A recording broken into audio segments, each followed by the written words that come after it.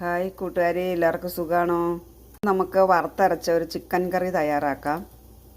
ഒരു ചിക്കൻ മുഴുവനും എടുത്തിട്ടുണ്ട്. അത് നുറുക്കി കഴുകി വാരി വെച്ചേക്കണതാണ്. ചീനച്ചട്ടിയിൽ എണ്ണ ചൂടായി വന്നിട്ടുണ്ടെങ്കിൽ നമുക്ക് കടുക് ഇട്ട് കൊടുക്കാം. 2 ചെറിയ കഷ്ണം ഇഞ്ചി, 6-7 ചുള വെളുത്തുള്ളിയും ഇടിച്ചത് ഇട്ട് കൊടുക്കാം. 3 സവോള അരിഞ്ഞത് ഇട്ട് കൊടുക്കാം. കരിവേപ്പില ഇട്ട് കൊടുക്കാം. ഇട്ട് കൊടുക്കാം. 2 സ്പൂൺ മല്ലിപ്പൊടി ഇട്ട് കൊടുക്കാം.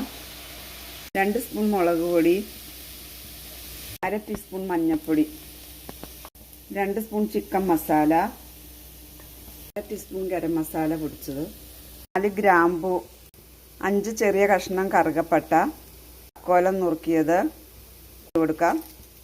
ഇതൊക്കെ നന്നായി വരണ്ട് വന്നിട്ടുണ്ടെങ്കിൽ നമുക്ക് ഇറച്ചി ഇട്ട് കൊടുക്കാം. ആവശ്യത്തിന് ഉപ്പിട്ട് കൊടുക്കാം. 1/4 കപ്പ് വെള്ളം കൂടി ഒഴിച്ചു കൊടുക്കാം ഒന്ന് വേവാനായിട്ട്. കുറച്ച് കരിവേപ്പില ഇട്ട് കൊടുക്കാം.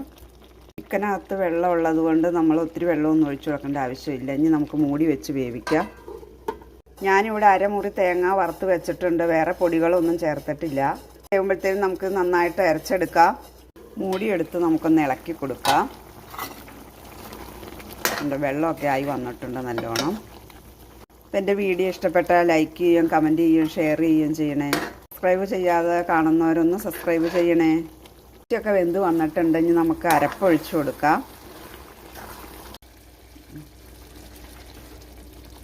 അരച്ചപ്പം നമ്മൾ വെള്ളം ചേർക്കാതെയാണ് അരച്ചത്. ഇനി നമുക്ക് ആവശ്യമുള്ള വെള്ളം ചേർത്ത് കൊടുക്കാം. തിളച്ച് വന്നിട്ടുണ്ട്. ഇനി നമുക്ക് തീ ഓഫ് ചെയ്യാം.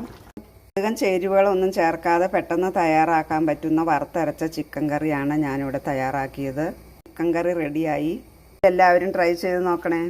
നമുക്ക് അപ്പത്തിനും പൊറോട്ടയ്ക്കും ചപ്പാത്തിക്കും ഒക്കെ കഴിക്കാൻ പറ്റുന്ന ചിക്കൻ കറിയാണ്. അടുത്ത വീഡിയോ കാണാൻ താങ്ക് യു.